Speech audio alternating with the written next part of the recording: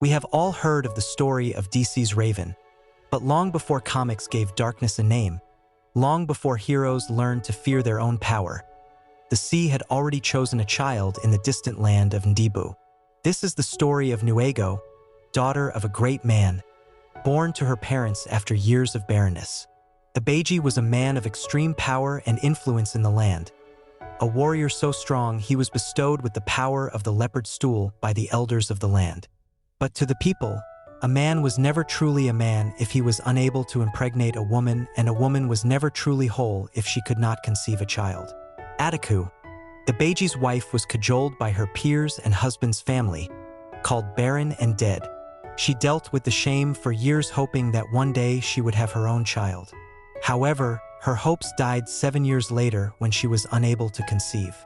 Ogbanje traveled far and wide searching for solutions and found one 7 years later in the tides of a great river, where he made a dangerous deal with a creature long avoided by the people of the large East. 10 months later, Nnuego was conceived and born in the most unusual way. She was born during a night when the tide refused to sleep. The waves climbed higher than they should have, licking the roots of palm trees and whispering against the mud walls of the compound. Elders later said the sea had come to look upon its child. Her father, Ogbanje of the leopard stool, stood tall that night, proud and unafraid. He was a warrior, a strategist, a man whose name carried weight beyond his village. He had crushed rivals and bent lesser chiefs to his will. When his first daughter was born, the drummers played until dawn. But the midwife went quiet. The child did not cry. Instead, the water bowls in the room trembled. Then the baby opened her eyes too large, too clear, reflecting torchlight like moonlit pools. When the midwife tried to place her on the mat, the child did something no one had ever seen. She floated, not upward like smoke, but gently, her small body lifting as if stimulated by an invisible tide. The midwife screamed. The bowls overturned. Water rushed toward the child as though summoned. Ogbanje raised his hand. "Enough," he said. The child settled back down. From that moment he knew, this child was not ordinary. This child was powerful. This child was a weapon, his weapon. Nnuego grew with unnatural grace. Toothing upwards with was considered both an abomination and a strange thing in the land. However, the fear of Ogbanje caused people not to whisper too loud. By the time she could walk, she did not stumble forward like other children. Her first steps were backward, gliding, as if retreating into something unseen. When she learned to crawl, she did not press her palms down, she lifted them, balancing herself as though the ground were optional. Women whispered, "She belongs elsewhere. She walks like water moves. She is too beautiful to be safe." By her 7th year, Nnuego's beauty had become unsettling. Her skin held a luminous sparkle, as though always damp with moonlight.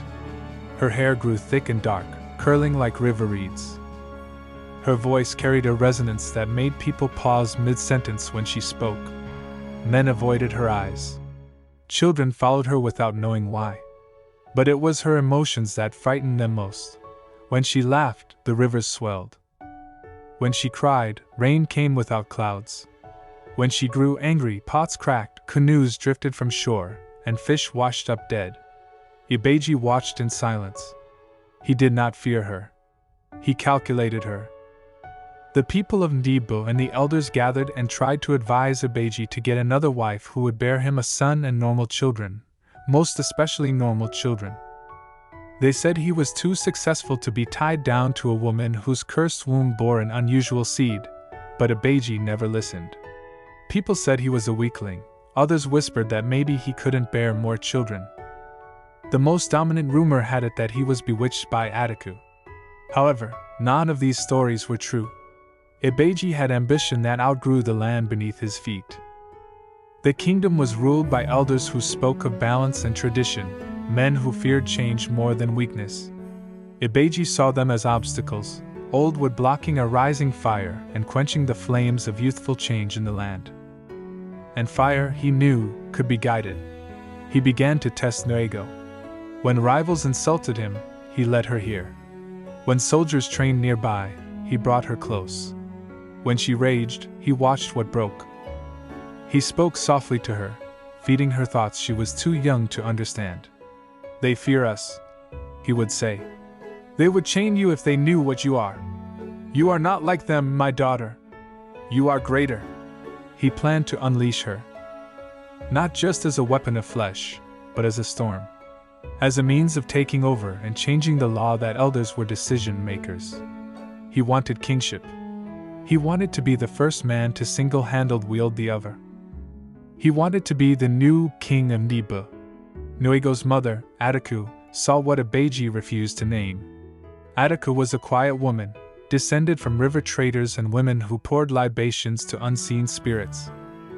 She watched Nnuego sleep with water pooling at her feet, watched her hum melodies no one taught her, watched her powers grow with every fit of anger, and watched Ogbanje lure the child into further destruction. Ataku often told Nnuego, "When you cannot feel anything else but destruction, hit your legs thrice on the earth. You shall hear my voice." One night, Ataku dreamed of a woman crowned in shells and serpents, her eyes endless as the sea. "Bring her to me," the woman said, "before the tide claims her." At dawn, Ataku made her choice. She took Nnuego and fled. They traveled far, past forests that swallowed sound, past rivers that whispered warnings. Nnuego and her mother crossed 7 streams and finally, at the edge of a sacred lagoon, they found Ala Miri, the water priestess. She was old, her skin lined like dried riverbeds, yet her eyes shone with terrible clarity.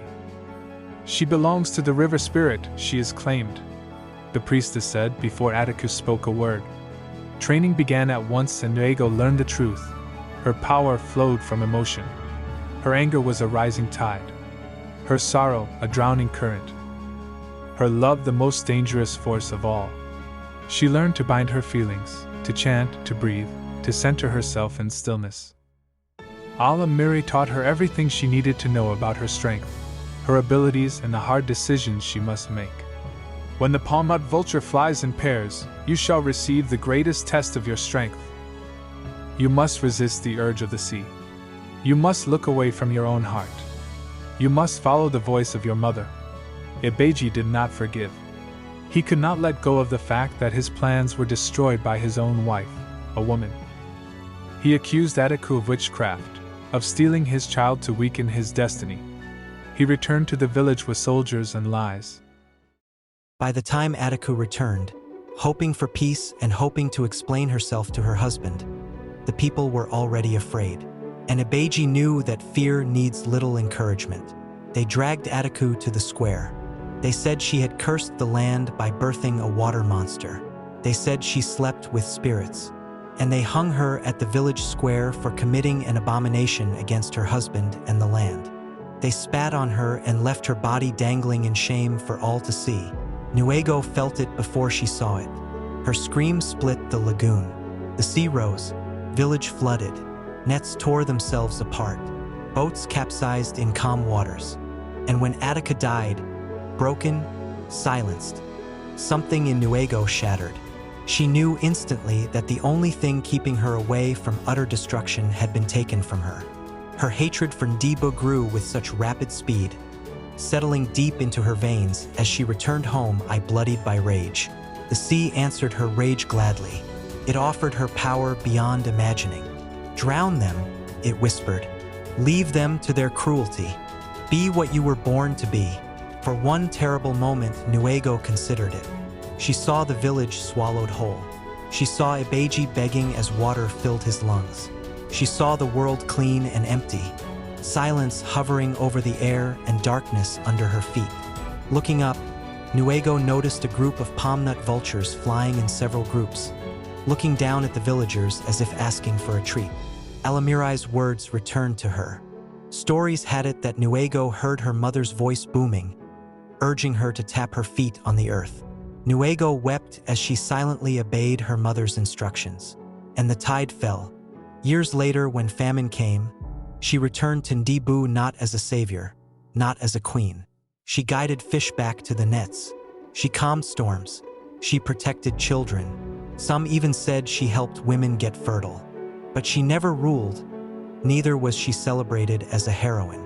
Nnuego never forgave her father, but she did not destroy him. The elders spoke her name with reverence and fear. Some said she was the guardian of the sea walking on land. Others said she was cursed. Nnuego said nothing. She watched. She guarded. She endured. Years later, Alamiri revealed the truth to her. "You were meant to choose," the priestess said. "You were born of intense evil, but you were always a balance. If you ever gave in fully to despair, the waters would rise forever. If you ever loved too deeply, the world might break." In the final years of her life, Nnuego withdrew. Some say she returned to the sea. Others say she became its guardian spirit.